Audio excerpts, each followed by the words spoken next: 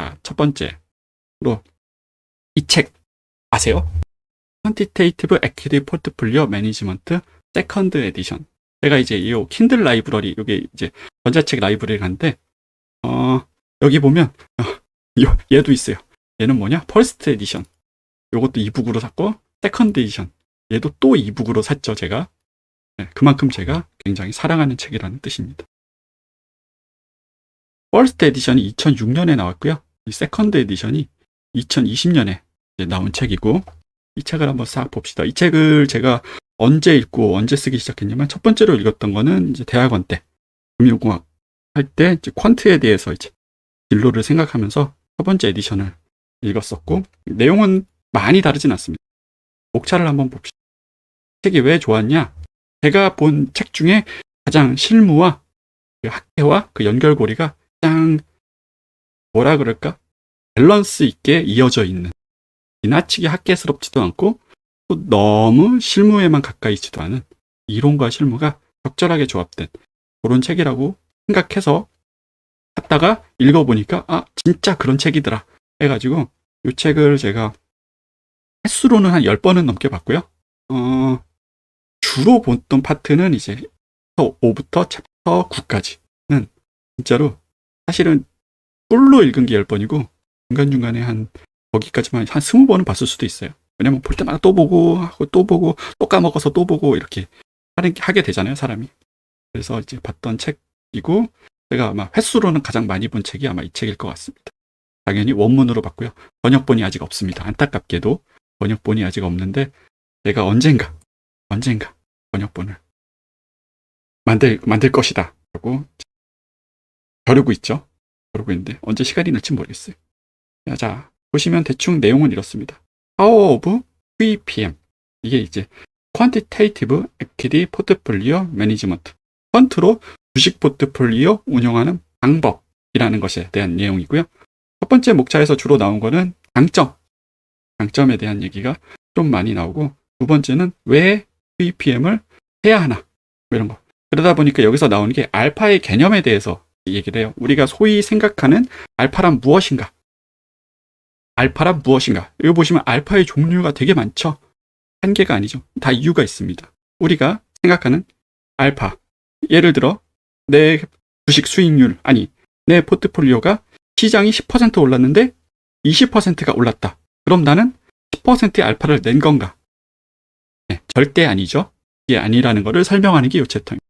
그 알파라는 건 네가 지고 있는 위험 대비 초과성과를 얘기하는 거지, 그냥 초과성과를 얘기하는 게 아니다라는 게 이제 이 챕터의 내용입니다. 내가 바이오 주식 한 주 샀는데 이번에 1년 동안 수익률 100% 났어요. 코스피는 10% 난데 그럼 내가 90% 알파를 낸 건가? 아니라는 소리죠. 네. 지고 있는 위험에 대해서 계산을 해야 된다. 뭐 그런 말들이 있는 게 요 파트고요.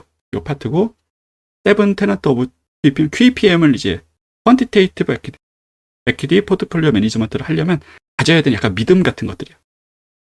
믿음, 이런 것들이 있어야 된다라는 것들이고, 3챕터부터 이제 본격적으로 모델링이 들어가는데, 3챕터 팩터 고르는 법, 그리고 데이터 디시전. 이런 챕터, 이 데이터 디시전 같은 게 있어가지고 저는 이 책이 꽤 실무에 가깝다고 느꼈어요. 데이터를 어떻게 고를 거냐, 그런 거. 이제 모델링하는 건 그렇고, 컨텐츠로 돌아가서 저런 거 이제 하나씩 언급해주면 좋거든요. 그리고 팩터 프리미엄, 익스펙트, 기대 수익률 계산하는 거, 예측하는 거, 마지막에 그 모델을 기반으로 각각의 주식 비중을 얼마나 가져갈 건지에 대한 거, 이런 내용들이 있고, 이 챕터 3는 앞으로 나올 모든 내용에 약간 서머리에 가까워요. 이게 되게 많은 걸 커버하고 있죠. 그래서 실제 이제 내용은 언제 들어가냐면 파트 2부터. 그래서 팩터 고르는 법. 팩터에도 뭐 밸류에이션 팩터가 있을 수도 있고, 사이즈, 오퍼레이팅 이피션시 팩터, 솔벤시 팩터, 파이낸셜 리스크 팩터, 이런 거 있고, 뭐 테크니컬 관련된 팩터, 그리고 경제와 관련된 거, 그리고 이제 얼터너티브 팩터 계열들. 시중에서 이제 판매되지 않거나 내가 뭔가 노력을 통해 가지고 추가적으로는 대한 데이터 쪽인데, 이쪽 시장이 굉장히 커가고 있습니다. 그러니까 기존의 팩터는 이제 어떻게 조합하느냐에 따라서 알파 소스가 될 수도 있지만, 이제 너무 많이 연구가 돼가지고 흔치 않다, 알파 소스가 라는 게 이제 요즘 의견인데, 이런 얼터너티브 계열은 얼터너티브 계열은 이제 시중에 나와 있지 않은 팩터이고 사람들도 잘 모르고 데이터 컬렉팅하기도 힘들고 아주 소수에게만 공개된, 예전에는 이제 이런 게 대표적인 예가 뭐 인공위성에서 사진을 찍어가지고 그 사진에서 나오는 활성도를 계산해서 그 지역에 예를 들면 자동차가 많이 들락날락하더라. 거기가 이제 운송과 관련된 뭔가 이제 상품이 이동을 한 그런 루트를 사진을 찍어봤더니 여기가 되게 많이 활성화가 됐더라. 그러면 경기가 좋을 수도 있겠네. 많은 이런 유형의 이제 얼터너티브 팩터가 실제로 썼었던 것들 중에 하나거든요. 그런 팩터에 대한 얘기를 이제 해보는 거고요. 하지만 이제 팩터를 단순히 그런 아이디어만으로 하면 안 되고 요런 거 테스트를 해봐야 된다. 팩터를 어떻게 골라야 된다. 요런 조건들의 테스트를 해봤을 때 그 조건에 우리가 크리티컬 스트레스홀드를 만족을 했을 때 얘를 선택을 해야 된다. 이런 내용들이 있습니다. 그러다 갑자기 챕터 5부터는 좀 얘기가 쉬워집니다. 요거 이제 우리가 흔히 사용하는 주식 선택 전략. 여기서 제일 마음에 드는 챕터가 여기 보면 뭐가 있을까요? 저는 이제 여기 보면 봅시다. 여기 보면 제가 이제 구루 투자자 시리즈를 하면서 구루 투자자들에 대한 굉장히 많은 얘기를 했었잖아요. 그분들이 어떤 전략을 하고 있고, 그게 이 책에 사실은 많이 있습니다. 솔루션. 이게 어디에 있냐면 블로그에 있었던 것 같은데, 이렇게 보시면 워렌 버핏의 전략을 디스크립션하고 백그라운드를 본다. 데이비드 드레먼, 드라이하우스, 캔 피셔, 토니 쇼, 그리고 피터 린치, 물랭캄프 등등등. 유명한 투자 전략들을 이 책에서 저도 대머리에서 다 나온 건 아닌 게 뻔하죠. 여기 보시면 이제 워렌 버핏 전략의 스크리닝 스텝을 이렇게 쫙 보여주는 거. 이게 이제 개인 투자자들이나 펀트 입문하는 사람한테는 쉽게 접근할 수 있는 방법 중에 데이비드 트레만, 캔 피셔 전략, 그리고 여기 피터 린치 전략도 이렇게 스텝 1, PE가 인더스트리 에버리지보다 낮은 회사를 선택한다. 스텝 2, PEG 레이쇼가 1 이하인 회사 선택한다. 스텝 3, PEG to DY가 4 이하인 주식 선택한다. 이렇게 해서 이제 요 스크리닝 조건들 같은 것들이 있는 거. 요 책에서 이제 이런 것들을 히어트로스키도 있고, 아니면 이제 애널리스트 관련 셀렉션 전략, 어닝 리비전, 그리고 좌우의 개 전략 등 이런 이제 각종 전략들을 이제 소개해주는 파트가 또 챕터 5쯤에 있습니다.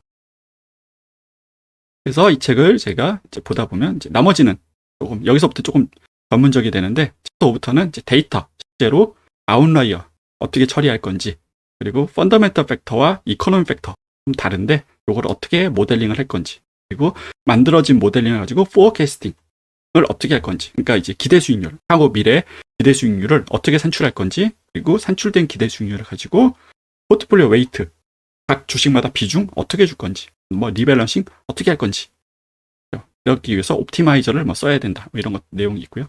꽤 전문적이죠. 그리고 리밸런싱 어떻게 할 건지, 그리고 매매 비용 어떻게 처리할 건지, 그리고 요거 중요하죠. 텍스. 요건 이제 한국은 조금 요게 모델링에 많이 안 들어가는데, 세금 감안해서 어떻게 모델링 할 건지, 그리고 혹시 레버리지를 걸 거면 그거를 어떻게 모델링에 녹여낼 건지, 아니면 롱숏 포트를 짤 거면. 점점 이제 뒤로 와서 조금 어려워지죠. 그리고 15 가면 조금 쉬워집니다. 그러면 당신이 운용한 펀드의 성과를 어떻게 발라낼 건지, 내가 뭘 잘해서 성과를 많이 낸 거고, 어떤 팩터, 아니면 그러니까 바이오 주식 하나를 샀는데 수익률이 100%가 난 게 잘한 게 아니라 그랬잖아요. 그런 것들. 어떤 위험을 내가 지고 있었던 건지. 그래서 그것들을 파악을 하는 거고요. 맨 마지막이 이제 백테스팅 프로세스라 그래서, 이게 되게 실무적인 내용입니다. 데이터와 소프트웨어 뭘 선택할 건지, 어떤 특성이 있는 걸 할 건지. 이렇게 하면 이제 이 책이 한 권이 끝나게 됩니다. 그래가지고 제가 이 책을 옛날이랑 조금 변했어요. 이게 요즘 시대에 맞게 2020년에 나온 것답게 조금 내용이 많이 변했고, 옛날 책은 훨씬 더 비슷한, 내용은 거의 대동소이한데 그 용어가 조금 더 최신 형식으로 바뀌었더라고요. 보시면 이제 내용 거의 똑같죠. 그리고 요거 좀 흐린 거, 요거 이북으로 보면 얘는 좀 선명해졌는데, 개인적으로는 그냥 그 이북보다는 그냥 책 사서 보시는 게, 참고로 저는 책도 샀어요. 또 사가지고 책도 사고 이북도 사고 난리 났죠. 그런 거 이제 제가 사실 영어 책을 이렇게 즐겨 읽지 않는데, 이 책은 어쩔 수 없이 제가 봤습니다. 일을 해야 돼가지고. 그리고 또 추천해 줄 만한 책이 또 뭐 있냐? 요째 구루 인베스터. 요건 아마 번역된 책이 있을 거예요. 지금 절판됐을 수도 있는데 구루 인베스터. 요것도 이제 그 구루 투자자들의 전략을 이제 계량화해 가지고 하는 것들. 요런 시리즈가 생각보다 꽤 있어요. 미국에서. 왜냐면 그 저작물들에서 이제 전략을 추출해 가지고 하는 게 그 투자 초보자들한테 접근하기도 쉽고 그 정보 자체도 꽤 유용하기 때문에 그런 책에 대한 내용을 말씀을 드렸습니다. 기회가 되시면 한 번쯤 읽어보시고 저도 다시 읽고 있어요. 한동안 잊고 지냈던 그 기억들을 다시 되살리면서 지금도 좀 보고 있습니다.